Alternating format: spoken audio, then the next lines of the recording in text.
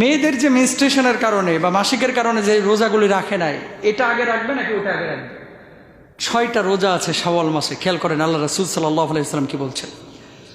আল্লাহ নবী সাল্লাল্লাহু আলাইহি ওয়াসাল্লাম বলছেন, মান সামা রমাদানা থুম্মা আতবাহু সিত্তাম মিন শাওয়াল, যে ব্যক্তি রমজান মাসে রোজা রাখলো এরপরে শাওয়ালের 6টা রোজা রাখলো, কাসিয়ামিদ দাহরি, সেই ব্যক্তি যেন একটা বছর পুরোটা বছরই রোজায় কাটিয়ে দিল।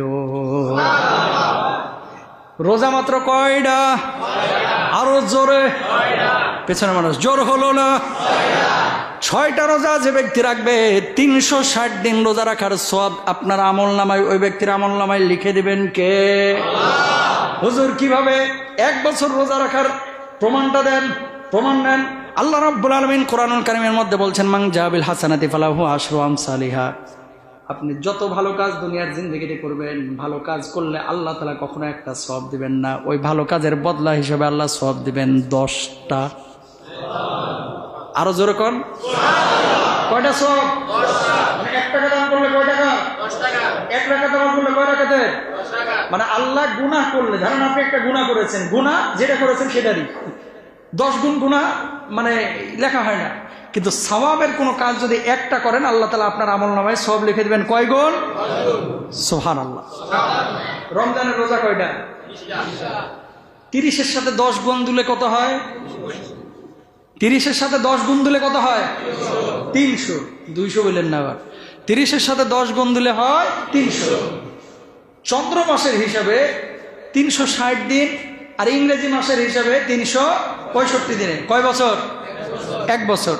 তাহলে 300 দিন এই রমজানের রোজা রাখার কারণে রোজা রাখার সওয়াব হয়ে গেল। সুবহানাল্লাহ। হুজুর বাকি 60 দিনের কি খবর? রমজানের পরে শাওয়ালের রোজা কয়টা?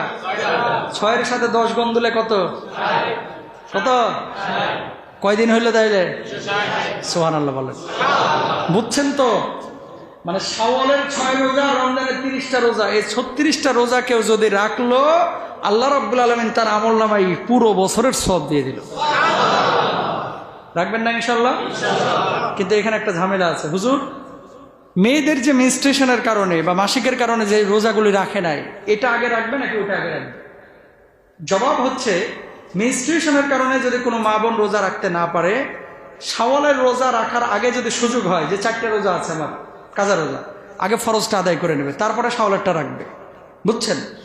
আর যদি দেখে যে না অসুস্থতার কারণে রাখতে পারি নাই, শাওয়াল মাসে চলে যাচ্ছে, তাহলে শাওয়ালেরটা আগে রেখে দিবে, তারপরে ফরজের কাজাগুলো, কারণ ফরজের কাজা তো সারা বছরই রাখতে পারবেন, কিন্তু শাওয়ালটা সারা বছর থাকবে না। এটা খেয়াল রাখবেন। পুরুষদেরকে একটা কথা বলি, আপনারা ঈদের ছুটি থেকে আসার পরে রোজাগুলো শুরু করে দেবেন, কারণ ঈদের ছুটিতে অনেকে বললেও লাভ হয় না, কারণ ছুটি কাটাইতে গেছে হুজুর না খায় কিভাবে থাকে।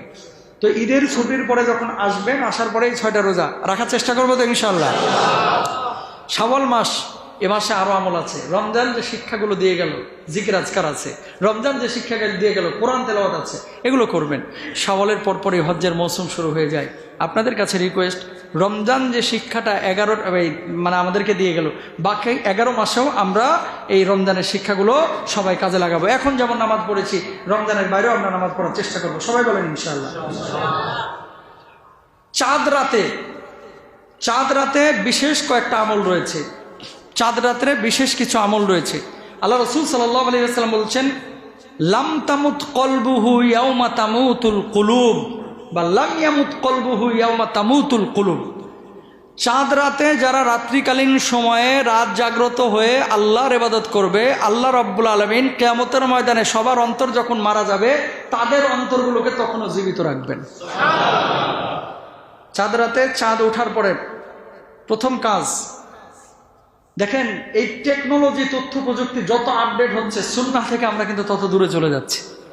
ওই চাঁদ দেখা কমিটি যারা, ওনারাও ফাউন্ডেশনে বসেন বাইতুল মোকাররমে, আর আমরাও বসি টেলিভিশন নিয়ে, চাঁদ দেখতে যাই না কিন্তু, যে দেখি ব্রেকিং নিউজ উঠতেছে কিনা।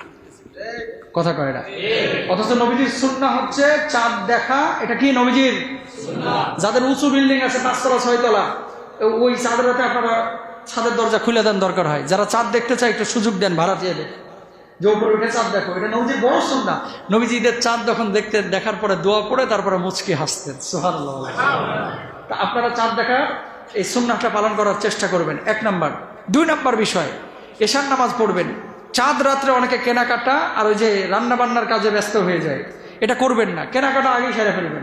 চাঁদ রাত্রিকালীন সময়ে এশার নামাজের পরে কিছু কিয়ামুল লাইল করেন, রাত্রিকালীন সময় নামাজ পড়েন, আল্লাহর কাছে ইবাদত বন্দেগী করেন, জিকির আজকার করেন, তাসবিহ তাহলিল করেন।